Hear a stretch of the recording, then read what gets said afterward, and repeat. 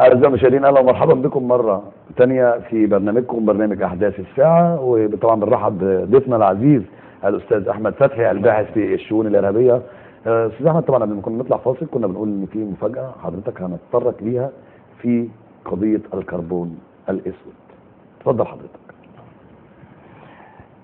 لما ابتدأ اللي هو عبد القادر حلمي ان هو يوصل الحاجات ديت لمصر من خلال عربيات السفاره المصريه في واشنطن، واللي كان بيسوق العربيه تحديدا كان عقيد مصري اسمه محمد عبد الله.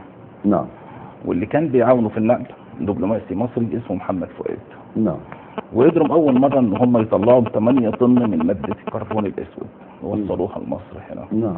فابتدت الولايات المتحده تشوف تطوير في التسليح المصري، تشوف تطوير في الصواريخ، تشوف تطوير في العراق، تشوف تطوير في الارجنتين.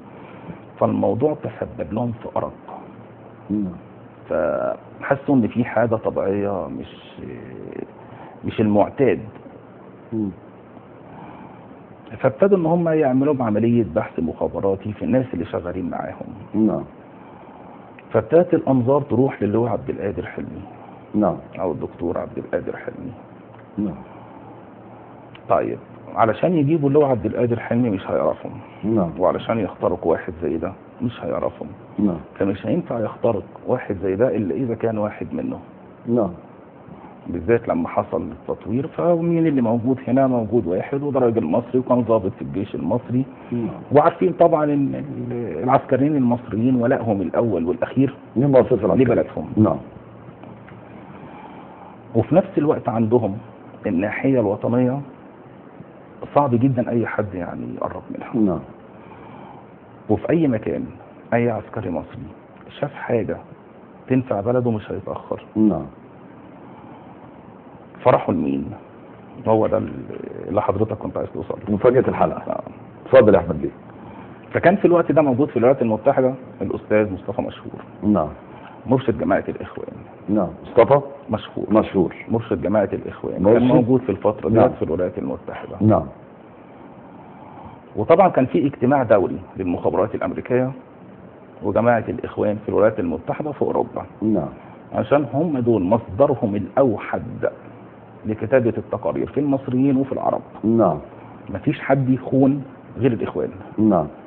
ومفيش حد يتخابر غير الاخوان. نعم. والتاريخ كله من اوله لاخره بيؤكد ده. يعني استاذ احمد، في بعض من المصريين يقول لك انتوا بتعلقوا شماعتكم على الاخوان، كل ما تحصل حاجه بتعلقوها على الاخوان. احنا حاولنا نتطرق لهذا الملف هذه القضيه عشان نعرف مدى خطوره الاخوان في قضيه الكربون. التحقيقات هي اللي جابت اسمائهم. نعم. التحقيقات والوثائق هي اللي جابت اسمائهم. نعم. وحصل اكتر من مره تسريب من المخابرات الامريكيه. يعني التحقيقات دي خارجيه وليس داخل مصر؟ لا، داخل وخارج. داخل وخارج مصر. داخل وخارج عشان كان فيها شق مصري فحصل فيها. نعم. توسعات جامده. انما اللي جاب الاسماء واللي توصلوا من خلالهم هي جماعه الاخوان، هي اللي توصلت. نعم.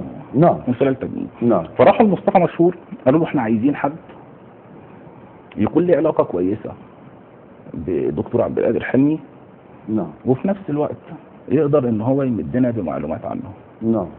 فرشح لهم واحد مهندس. نعم.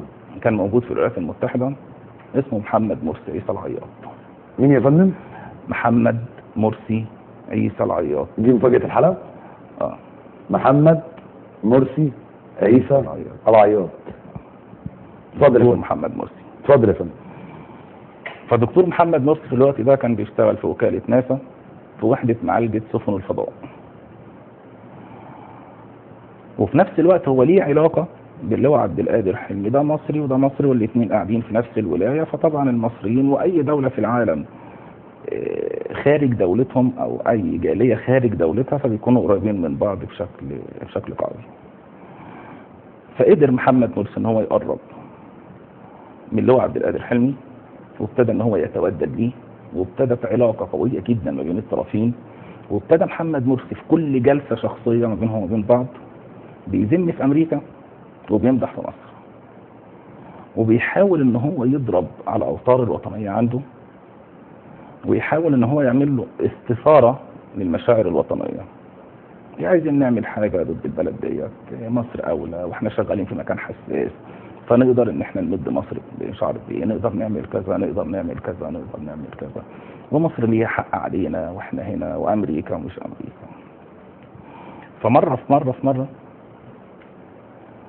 غلط اللواء عبد القادر حلمي وابتدى ان هو يبوح له بعض الاسرار، فكان محمد مرسي بيسجل له. فطلع الدكتور محمد مرسي بالتسجيلات ديت للمخابرات الامريكيه وسلم حالهم.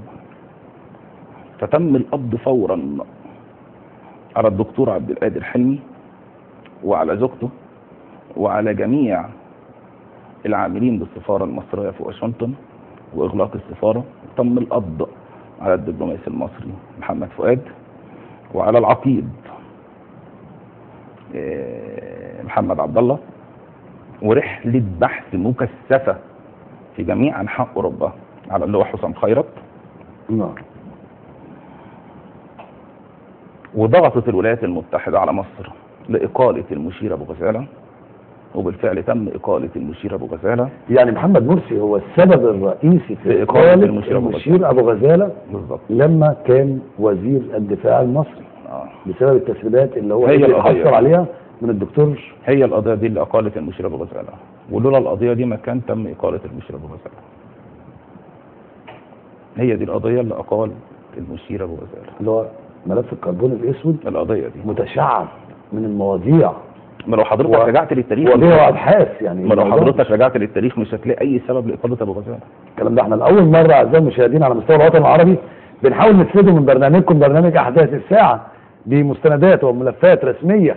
بنحاول ان احنا حضراتكم نديكم الرؤيه الواضحه، لان احنا كما عودناكم ان برنامج احداث الساعه له المصداقيه وله الرؤيه، وما بنجيبش حاجه من عندنا كما يعني عودناكم اعزائي المشاهدين. لكن بنحاول ان احنا يعني نبحث حوالين اي ملف او اي موضوع عشان نحاول ان احنا ندي الرؤيه والتوعيه لاهالينا في كل محافظات مصر. اتفضل يا احمد بيه. فتم القبض على اللواء عبد القادر حلمي وجميع طاقم السفاره المصريه، وتم القبض على زوجة اللواء عبد القادر حلمي، وتم محاكمه اللواء عبد القادر حلمي ب 12 تهمه.